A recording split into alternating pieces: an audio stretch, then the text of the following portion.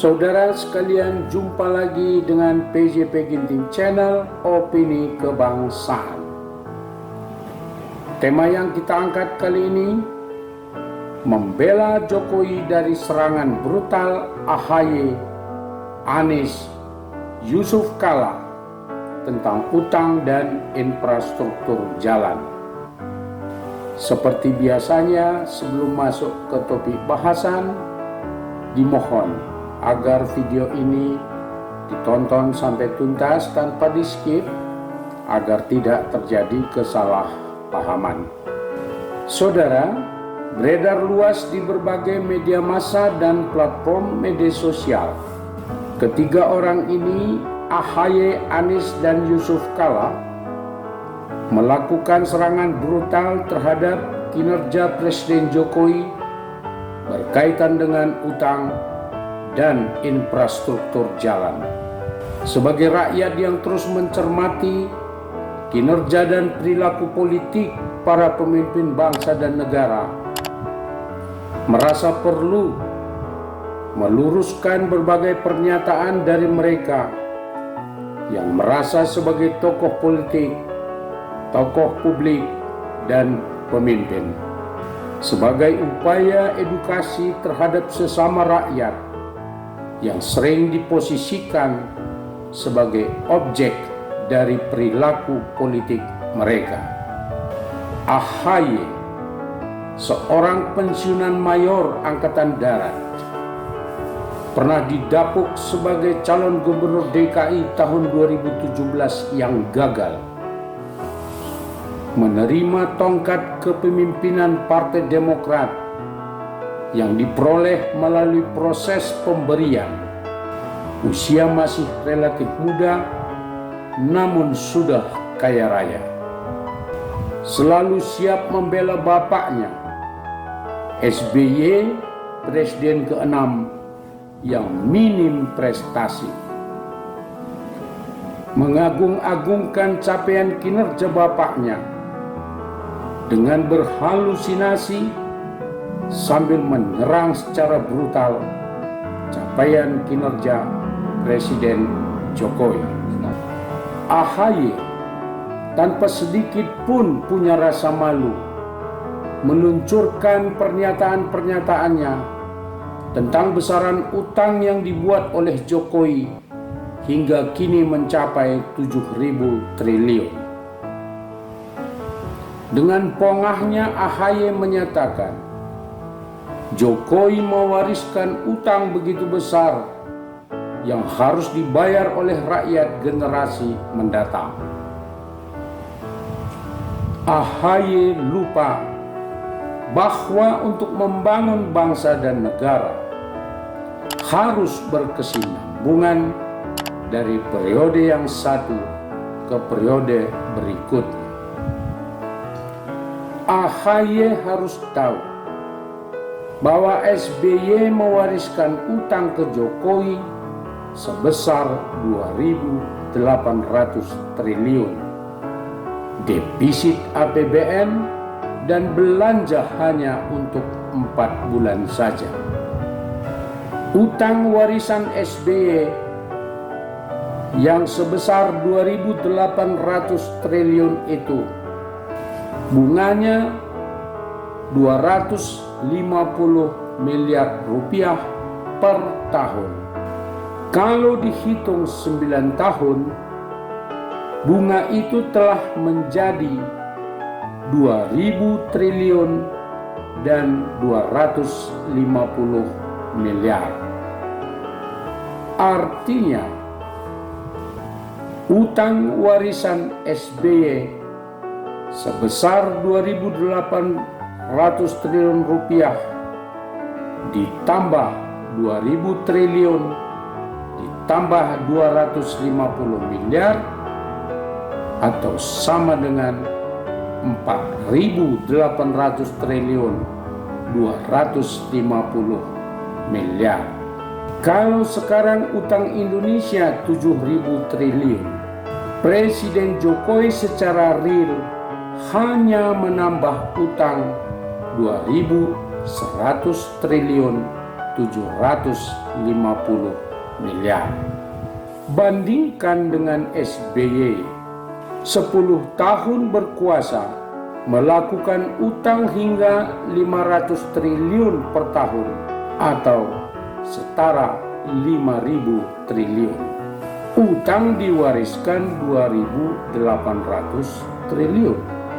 Kemudian AHY menuding sambil mengklaim bahwa Jokowi hanya kebagian menggunting pita atas infrastruktur jalan yang dibangun SBY. AHY rupanya sedang tutup mata dan berhalusinasi atas tudingan dan klaimnya tersebut. Ketika SBY berkuasa 10 tahun lamanya, dari 2004 hingga 2014, hanya mampu menyelesaikan pembangunan jalan tidak lebih dari 144.000 km, jalan tol 140 km, mewariskan 37 mega proyek mangkrak dengan utang 6.000 triliun.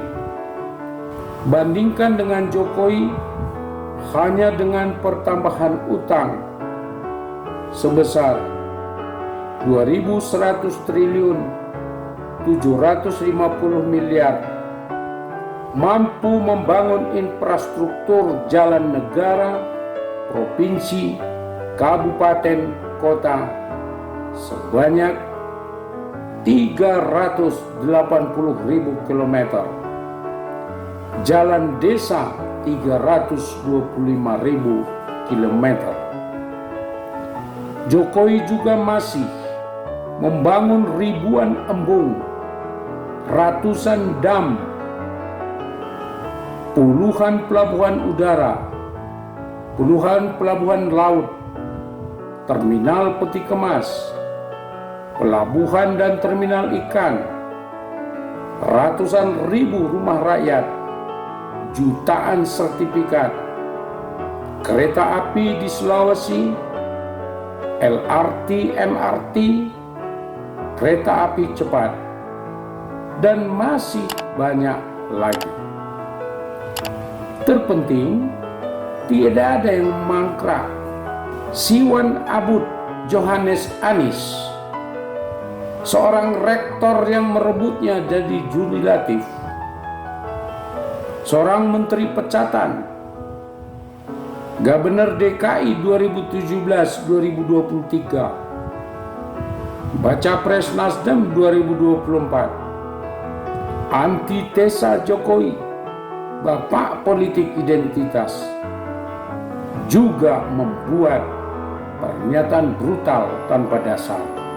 Katanya SBY lebih banyak membangun jalan daripada Jokowi.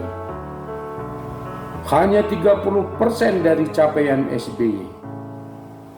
Jokowi hanya membangun 65% jalan berbayar atau tol.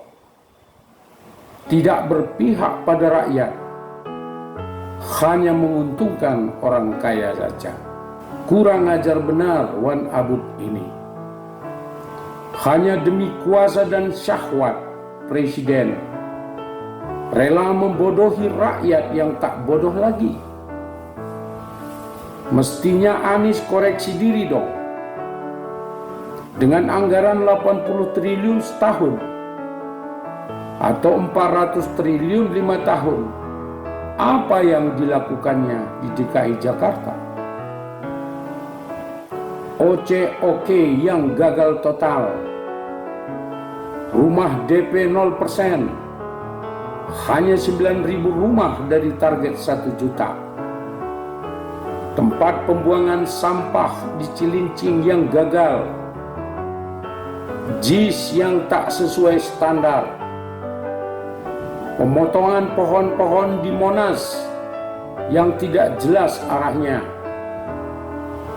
sering kelebihan bayar, membuat lubang-lubang resapan air yang konyol, menjadikan Taman Kalijodo menjadi rumah hantu, bansos yang jadi busuk, kasus pulpen dan Aibon, menyempitkan jalan-jalan, menutup Bau Ciliwung dengan jaring, membuat pohon-pohon plastik di jalan protokol, memamerkan batu-batu di jalan-jalan, dan lebih gila lagi, memaksakan Formula E dengan aroma korupsi.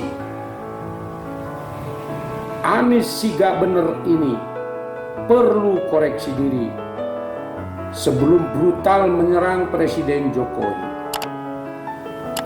Ingat Wan, Anda ini dalam incaran kejaksaan dan KPK.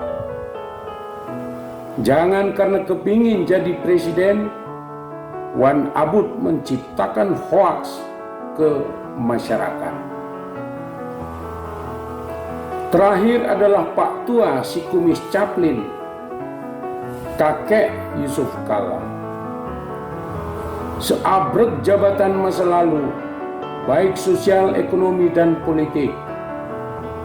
Terkesan post power syndrome, sering ngelantur membuat pernyataan untuk menyerang Jokowi, termasuk tentang infrastruktur jalan. Mengamini AHY dan Anies, Yusuf Kala secara ngelantur menyatakan Jokowi hanya membangun jalan tol untuk kepentingan ekonomi dari pengusaha yang kuat secara ekonomi. Jokowi tidak membangun jalan untuk kepentingan rakyat kebanyakan. Dan secara gamblang pula menyatakan lebih banyak jalan dibangun SBY. Kakek ini lupa dan ngelantur.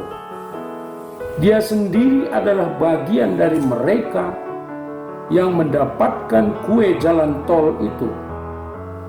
Perusahaan keluarga Yusuf Kala ikut membangun jalan tol di Sulawesi.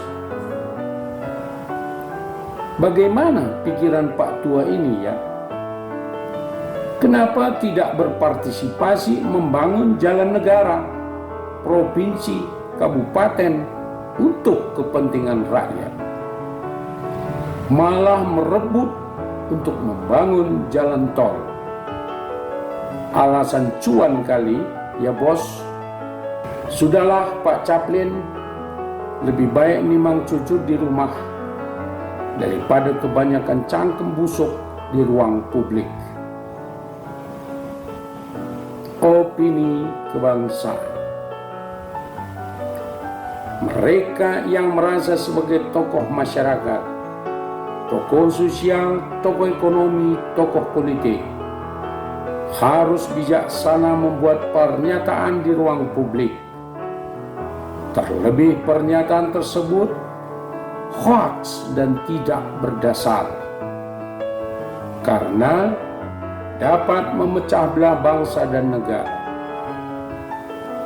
Ambisi kuasa harus diwujudkan melalui cara-cara yang baik dan benar.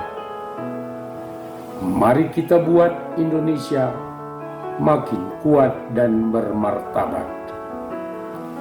Saudara sekalian, demikian video kali ini. Jangan lupa berikan dukungan dengan menekan tombol subscribe, memberikan komentar, share, serta bunyikan tombol notifikasi agar kami tetap dapat memproduksi video dan meneruskannya dan meneruskannya kepada Anda. Terima kasih.